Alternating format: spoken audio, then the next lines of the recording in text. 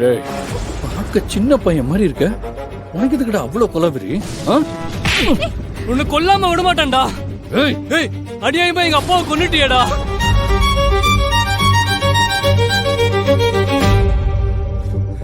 உன்னை கொல்லாம விட மாட்டேன், உன்னை விட மாட்டேன், உன்னை கொல்லாம விட மாட்டேன்.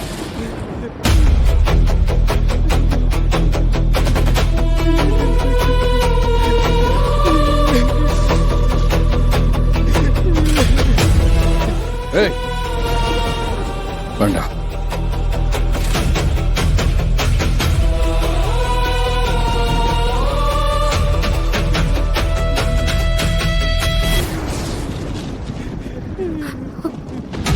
தம்பி, என்னப்பா சொல்ற? உங்க அப்பாவை கொன்னது இவனா?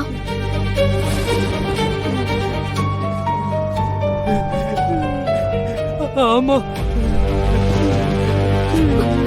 இல்ல, உங்க அப்பாவுக்கும் இவனுக்கும் என்னப்பா சம்பந்தம்?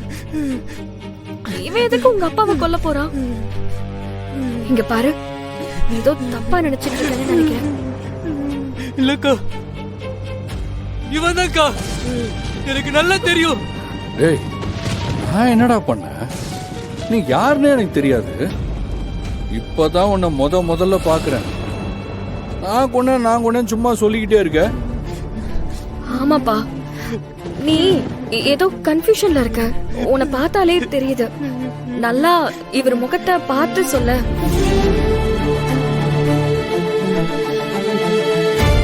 இல்லக்கா, எனக்கு நல்லா தெரியும்.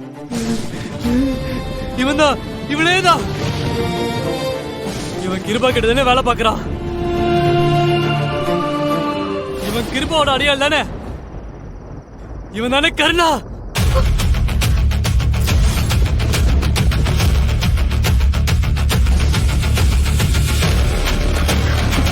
நம்ம விஷயத்த சொல்லுப்பா.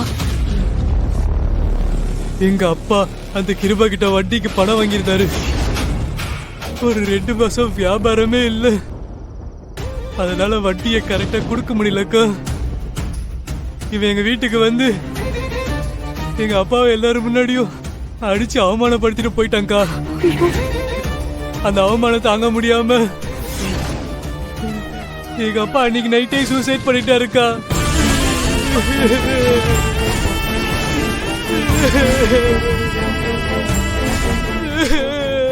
அப்பா